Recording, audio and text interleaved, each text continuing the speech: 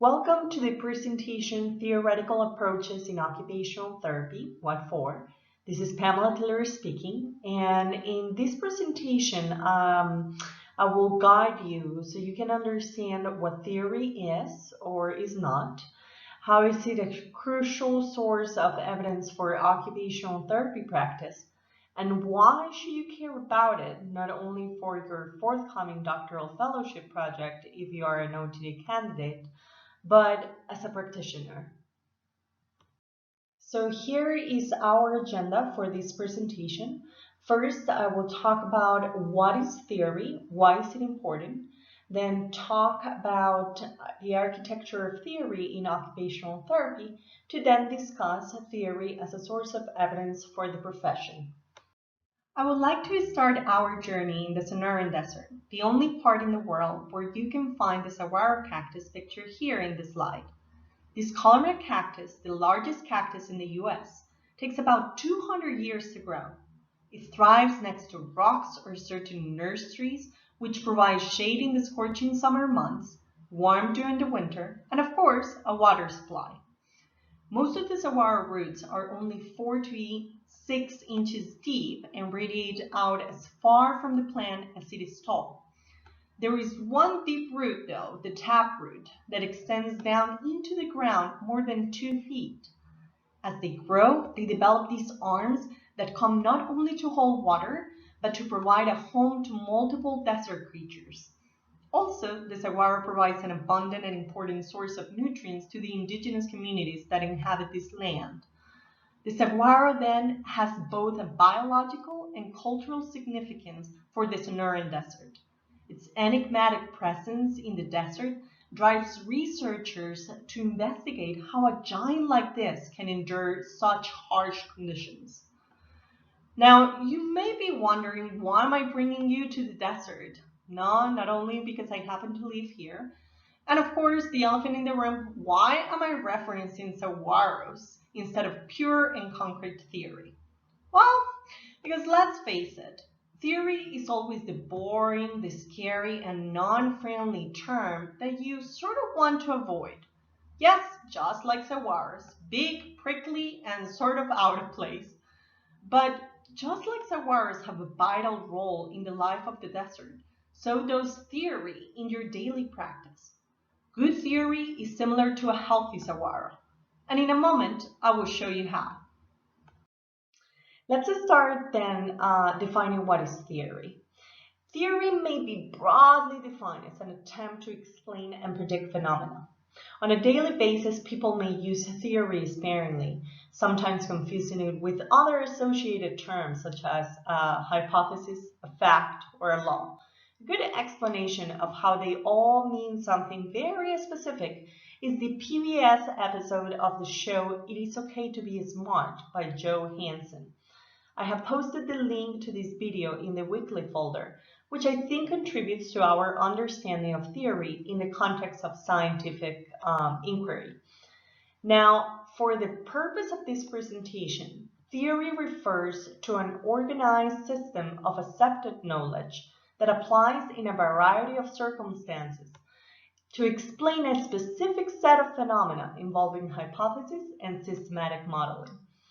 As noted by Gail Boniface, an occupational therapy scholar who has studied the subject, theory can be applied to practice, can enlighten practice, can be developed within practice as you go, and can be developed by those who look at practice and theorize it.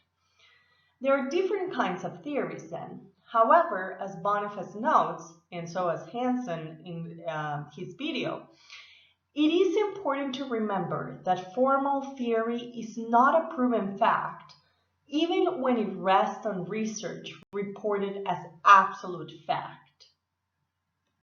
So here is why, and I'm borrowing this idea from an image I got to see many years ago that I think portrays the concept of theory very well.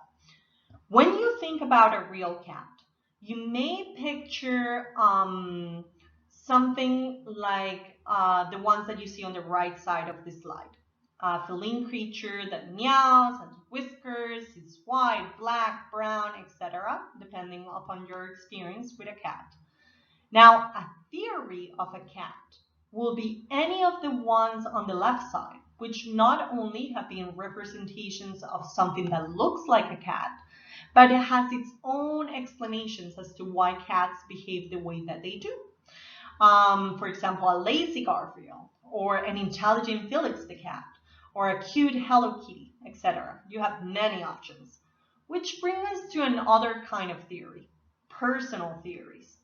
As noted by Boniface, these are privately held ideas that do not necessarily hang coherently, but consist of a mixture of beliefs, values, and assumptions, which are untested in the public arena and heavily influence our practices and determine how we interpret the world and shape our encounters with people, with situations, and with ideas. So as when you say, for example, to a group of friends, that you have a personal theory about why cats are much better pets than dogs, or the opposite. Now, the theories that we say and believe influence our thinking and actions are known as espoused theories. Those that actively govern our actions and decisions are theories in use. Those that, for example, will guide us to prefer a cat or a dog or any other animal as pet. Can you think of examples of these theories in your own practice? Now, Boniface poses an interesting reflection here. Spouse theories and theories in use can sometimes be mismatched, which causes us to ask, do we always do what we said or believe we should do? In occupational therapy, she observes, our spouse theories are based on the consumer's occupations, but how often are our actions a true reflection of this? Just as in our example over here of the cat, when we use theory in practice, oftentimes it's less than perfectly matches with what is found in the context in which we practice and the particular need of the consumers we serve. That explains why theories might be reevaluated over time or new theories emerge. But here is the beauty of theory. It often prompts us to think for ourselves about our practices, and it guides our reflections on worldviews. Neat, huh? To understand what theory is, though, we need to appreciate where it comes from. So back to the analogy of theory to the saguaro.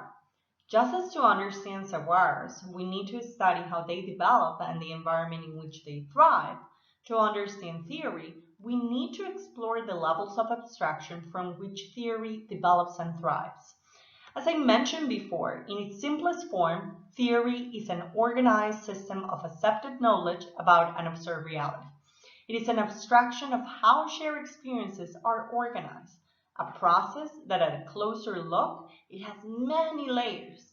This picture here broadly shows how theory, like the saguaro, does not stand alone, but rather is a higher level of abstraction of a shared experience. Shared experience, then, is the foundation on which abstraction is built. Why share experiences and not reality, you may ask? Well, reality is a problematic term to use here because it can imply that there is only one viewpoint from which to build basic elements of a theory. On the contrary, shared experiences recognize the multiplicity and plurality of realities and the perspectives about the nature of that reality. As such, levels of abstraction must be built on shared experience defined as the consensus of what we obtain through our senses. Look how this beginning, rather than a single narrow point, is a spectrum. Just as the saguaro has roots that radiate as long as it's tall, and it depends on them for its survival. Each type of experience is equally important to acknowledge for the survival of a theory, as there are differing meanings attributed to a single world. Our shared experiences nurture all levels of abstraction. This is how we come to see the world, something that, as you read Grant and Ansel's reading, is the epicenter of creating the blueprint for your house. So let's start with the level of concepts. Concepts emerge from our shared experiences as symbolic representations of an observable or experienced referent. Concepts are building blocks of communication because they provide us with the means to tell our experiences and ideas to one another. Without concepts, we would not have language. For example, the word cactus is a concept as it describes an observation shared by many and can be directly sensed. Now, constructs, the next level of abstraction, does not have an observable or direct experience reference in the shared experiences. Thus, meanings become important at this level of abstraction because two individuals who articulate the same concept may attribute disparate meanings to it. For example, safety or time function as constructs because although they cannot be directly observed, they have meaning that can vary depending upon the context. How about other examples of constructs relevant to occupational therapy? Quality of life, wellness, rehabilitation. Think about occupation. What concepts is this construct composed of? If you consider that even this relatively low level of abstraction can be already complex, you begin to understand why health and human service research and even evidence-based practice is so complex. So until now, we have discussed single word symbols or units of abstraction. Now, at the third level, we have the relationship level. Single units are connected to form an association of two or more constructs or concepts. Back to our saguaros, green, for example, is associated to good health and the just right amount of water. This relationship has two concepts, green and water, and has two constructs, good health and the just right amount. Now, let's move a step forward and talk about propositions or principles, which are statements that govern a set of relationships and gives them a structure. So for example, a proposition will suggest that a saguaro that looks green is healthy because it has the right amount of water. This proposition describes the relationship between green and health and the right amount of water. It also suggests the direction of the relationship and the influence of each construct on the other. Now, a theory related to the healthy saguaro may be that saguaros are healthy because they receive the right amount of water. Therefore, health can be achieved by harvesting water for the saguaros who thrive. See how this theory is related to an action, to the practice of harvesting water? So what is theory then? In simple words, theory is an explanation of why you believe that these concepts and constructs are associated to each other. How about in your own clinical practice? Can you think about a theory that guides your interventions this week? So why is theory important for science? I think the scientific method, as simplified in this graphic, can explain why. Without theory, observations will not be able to generate, prove, or disprove the evidence that we use in practice. Now, in occupational therapy, as noted by Kinsella and Whiteford in 2009, the way we think together as a profession informs our practical actions. Thus, theory helps us to recognize that what we know and to organize what we do know, guiding our practical actions. But also, our actions help us strengthen, improve, or discredit theories. The view that practice is simply the application of theory is widely debated in the scientific community, and Kielhofner, among other contributors to the OT profession, have argued that it's illogical because it results in theory of questionable practical value. Theory then helps us link our daily professional reasoning with our professional actions and the outcomes of those actions. Now, based on the work of many authors, Reed in 1984 proposed that in order to be useful to health professionals, theory should attempt to accomplish 9 things. Ready? So, first, accurately reflect what people actually do in their everyday lives. 2, provide an explanation of the phenomena being studied. 3, be understandable. 4, should explain the occurrence of past events and predict future events. 5, should assist an individual to solve everyday problems by giving practical guidance. 6, should stimulate new knowledge, techniques, or understanding. 7, be economical when in use. 8, be internally consistent and meaning that aspects of the theory work in harmony rather than contradicting each other. And 9, a theory should be intuitively satisfying because it explains human performance using common sense. Now let's talk about the architecture of theory in occupational therapy. Since graduate school, you might have been using different terms interchangeably about theory in occupational therapy. And part of the issue here is that, as noted by Hinojosa in his MOSI lecture of how society's philosophy has shaped occupational therapy practice for the past 100 years, as a profession, occupational therapy was founded in pragmatism. This is in the belief that reality is constantly changing and that we learn best from applying our experiences and thoughts to problems as they arise. Because of pragmatism, we responded to the practical needs of the early 20th century by practical and applicable observations, which set the foundation for the profession to base its underpinnings in philosophical principles rather than scientific principles.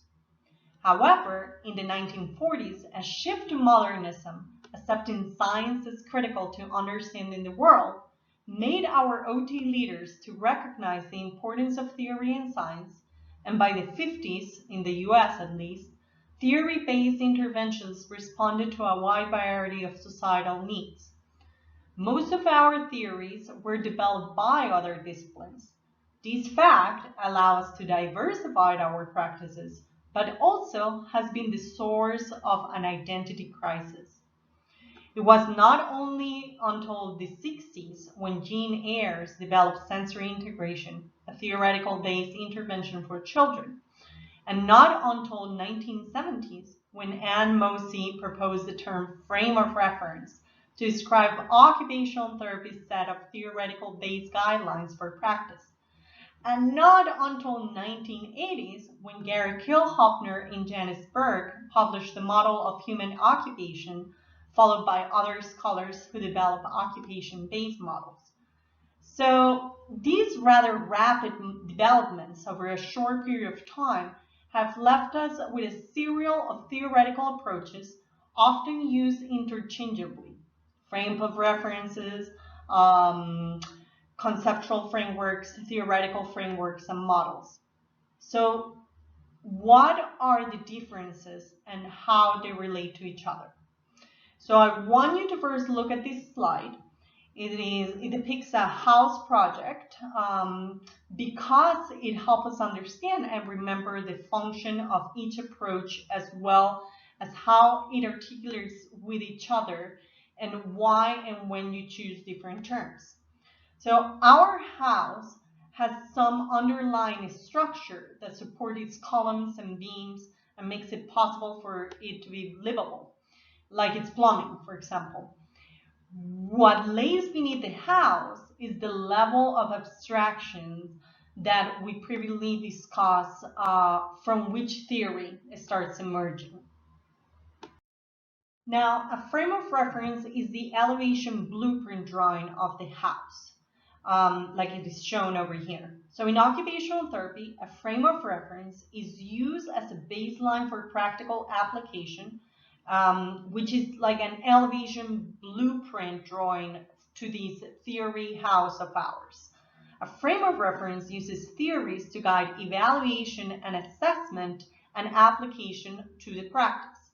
The frame of reference provides a structure for identifying relevant theories and then, based on this information, outlines guidelines that occupational therapists use when assessing and providing interventions. Just as for your house, you have different elevation drawings, for example, from the east, the west, the north, the south view, etc. So does the OT profession. Think about some of these frame of references. Psychodynamic frame of reference, biomechanical frame of reference, developmental frame of reference. They all are elevation blueprint drawings, theoretical basis for various treatment approaches.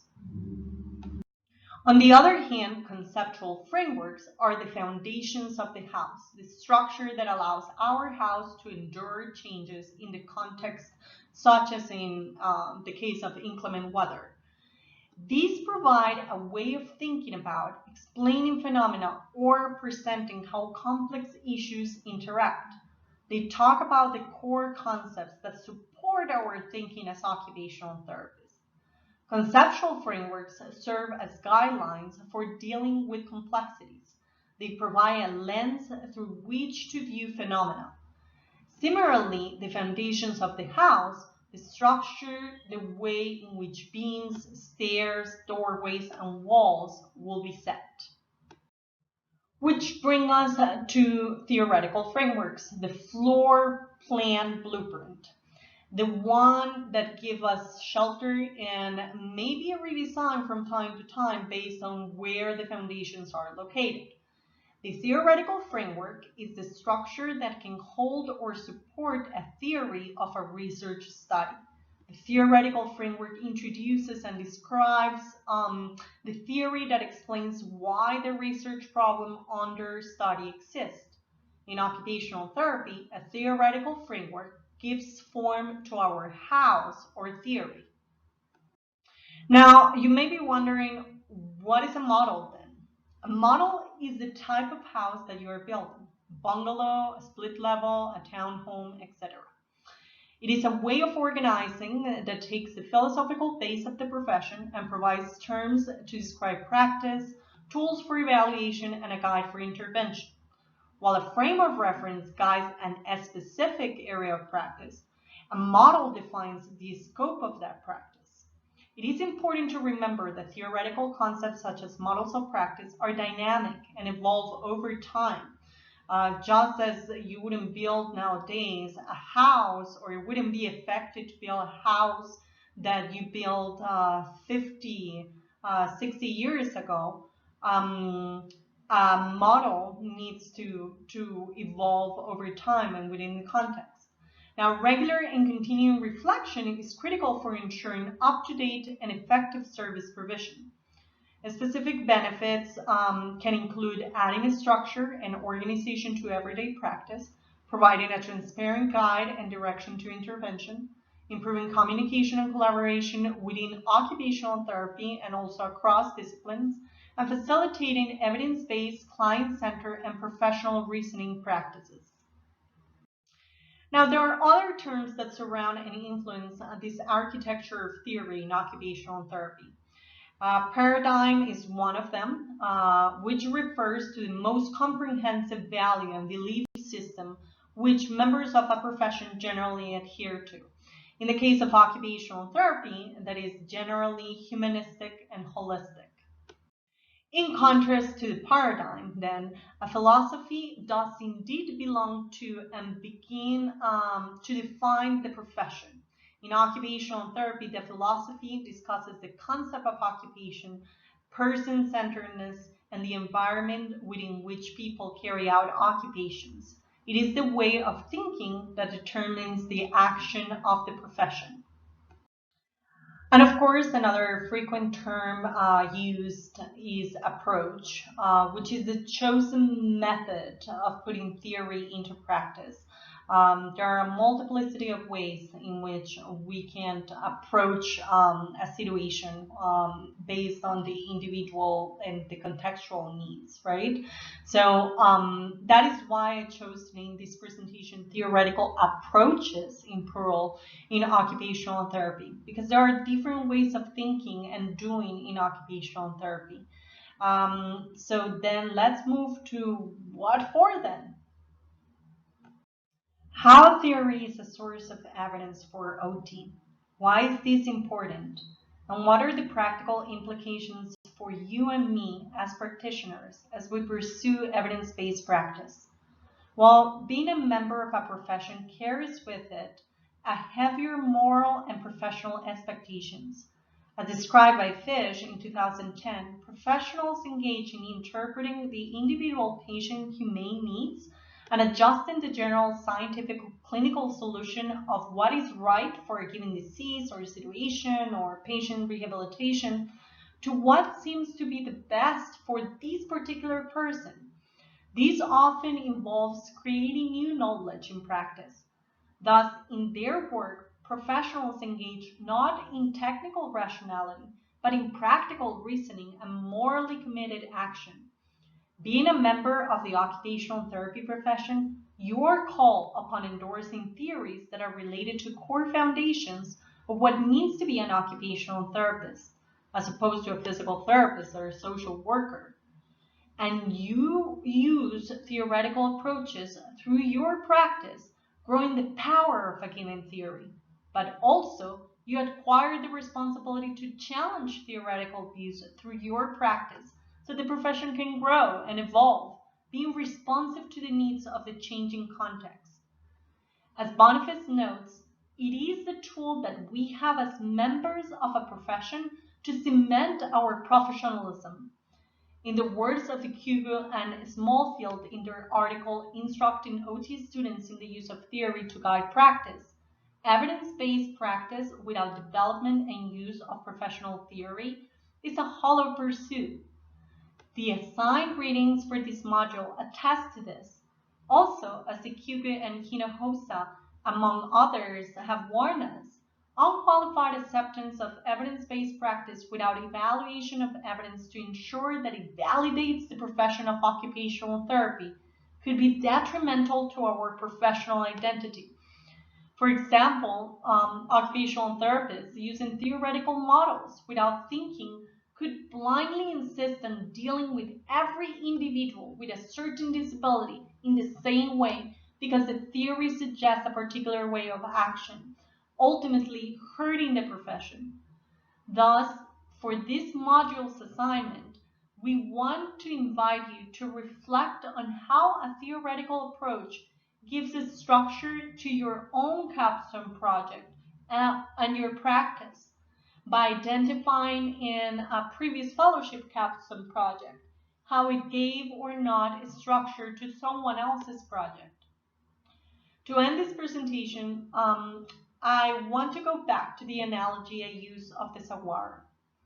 A saguaro cannot stand 200 years of life without its mighty structure. The saguaro structure allows it to stand for more than a century, but also it allows creatures to live and thrive in it. And even when the saguaro dies, its structure is of use to both humans and nature to thrive. A good theory provides a structure just like the saguaro, not only for your daily practice, but for the occupational therapy profession 200 years from now.